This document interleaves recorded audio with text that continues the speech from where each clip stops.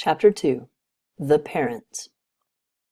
That night, Jolie the bunny asked her mom to tell her more about the mighty ferret. She told her the stories of how the ferret would teach them how to protect the garden from inside the tunnels, and how he would fight off wolves. "Why did you ask about it tonight, honey? I thought you didn't want to believe it because it kind of scares you." "Yeah, I know," Jolie sighed as she yawned, tucked up tight with her brother and sister rabbits in their nest. "Who told you about the mighty ferret, Mom?" Jolie asked. "Oh, I suppose I overheard your dad and your uncles talking about it." Jolie was quiet for a few moments and then asked, "Do they want to be tame animals, Mommy?" "Where did you hear that, honey? About being a tame animal?" "Oh, I don't know." "Where have you been grazing? I know you have a tendency to put your head down and forget where you're going. You have to keep your ears up, honey. I don't want to lose you." "Okay, Mama." "Good thing you're so shy, honey. Sometimes I think that's the only thing that saves you. Too shy to put your tail into dangerous places." "Mama, is it bad to be shy?" "Oh, not really. You just have to be brave when the time comes."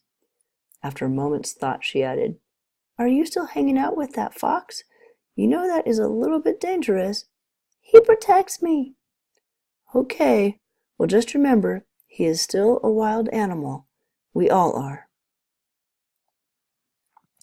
Ever watched his dad push down into their hole with a pheasant in his teeth? Ever's brother and sister foxes and Mom cheered for their dad, and each took part of it in their jaws and started to pull it apart. Ever stood back. Something about it made him uncomfortable.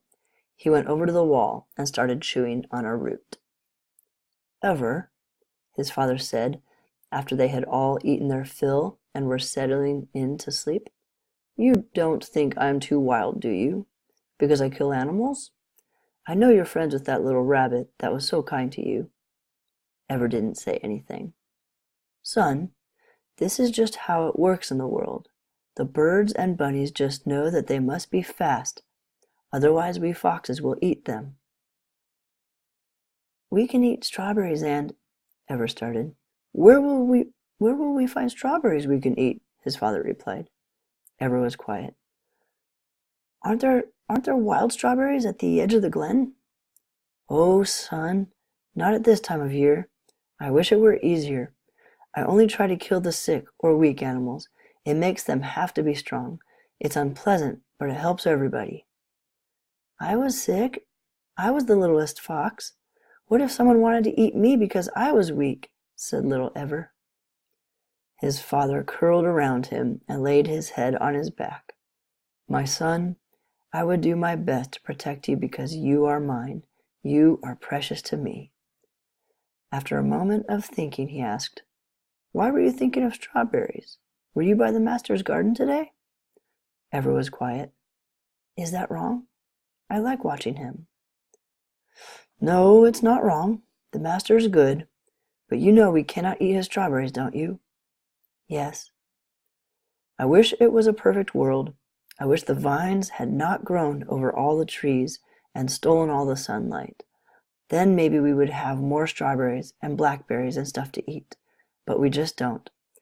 If only we could hear from the master how to solve this problem, then maybe we could help him. But we don't have anyone to tell us what he wants." "What if we did have someone who could tell us what he wanted? What if he told us to dig up all the vines whenever we saw them or something?" "What made you think of this?" "Nothing."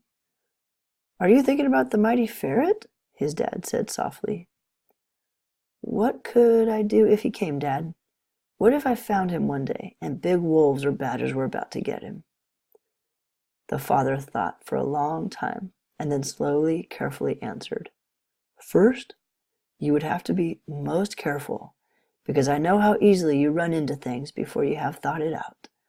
You might stick your neck into something that might end you up dead. I can't be there for you all the time. Those wolves and badgers are so dangerous. They will kill anything smaller than them." "But what if he was just a helpless baby ferret or something?" His father thought for a long time again. He leaned close to his ear and whispered, as if he knew something that he couldn't tell any of the others. If you found yourself with the mighty ferret when he was too little and small to protect himself, you should protect him by doing what you do best. You can pick him up and carry him away. Run as fast as you were built to run, through the hollows and the tunnels, through the bushes and over the creeks until he is far away from harm, and love him, for only one like he could save this land indeed. Before Neva went to her own little nest that night, she went to her old nest where her mother and father rested and waited for dark to fully come. "Hi, Mom and Dad." "Hi, darling." There was silence as Neva thought about what she would say. Her father turned to her mother with a concerned look on his face. She looked back with a similar look. Neva noticed and was pulled from her pondering for a minute. She said, "What's wrong?" They both said similar things at the same time. "Why aren't you talking? You're always talking." "Oh, it's nothing." "Then why did you come over here to our branch today, honey?" "I just wanted to talk to you." "Okay." They both waited, still perplexed. So I was just wondering, can birds be tamed too?" "I don't think cardinals like us have ever really been tamed before," said her dad. "But could we if we tried?" she asked. "I suppose so. What do you mean by tamed exactly?" "I guess," Neva continued, "I just mean to be like kind of friends with the master, like to be able to talk with him." "You already talk with him, don't you?" said her mother. "What do you mean?" "Don't you think he can hear you when you're talking and singing in the woods in the garden like you do all day?" "He's listening?" she said, amazed. "Oh, yes, darling, and he takes such joy in listening to you. Do you ever see him get up from his work, look out across the land, and smile?" Neva nodded. "I think so, yeah." "Well, that smile on his face is partly because of you singing, and the other birds and the other animals in his kingdom. All that land you can see, it is his, and he loves it all." "But is he happy about the vines and the beetles and the wolves and stuff?" "How did you hear about that stuff?" asked her dad. "My friends." "Really?" Her parents weren't exactly happy about this. Neva continued, "Well, how would someone start becoming tame?" They thought about it, and her dad finally spoke up. "I think it would start with not eating the fruit in the garden that's not ready to be eaten yet." "But you guys do that sometimes," Neva said, "so you aren't tame?" "Oh, honey," her mom said, "it just gets so hard to find food here sometimes. I get scared I can't provide for you guys, and that's the only reason I do it. I really wish I didn't disobey the master." Neva's voice became quieter. She didn't want her parents to be wild. She wondered if she could ever be tame. It just got so scary sometimes. It was everything she could do not to tell her parents what had happened that day. "That's all? That's all we can do?" she asked. "Well," her mother added, "and everything else we know he wants us to do, the stuff he wants us to do to keep his land alive." "How do we know what that is?" Neva asked. Her parents looked at each other. "Well, we don't know very well right now. We do our best to do what will make the land thrive, but we just don't have someone to tell us what the master wants us to do. Then maybe we could." "Maybe we could eat the bad beetles. They are eating the trees," Neva suggested. "That might be the case, but that's such a big job," said her father. "I think we would somehow need to hear it from him, and we don't have any way to do that." "Not yet," Neva added. "That's right, honey," her mom said wistfully. "Not yet." They were all thinking of the stories of the mighty ferret, but it had been so many years that they didn't know if they could hope in it any more. "Did you know that ferrets are smaller than dogs?" Neva asked.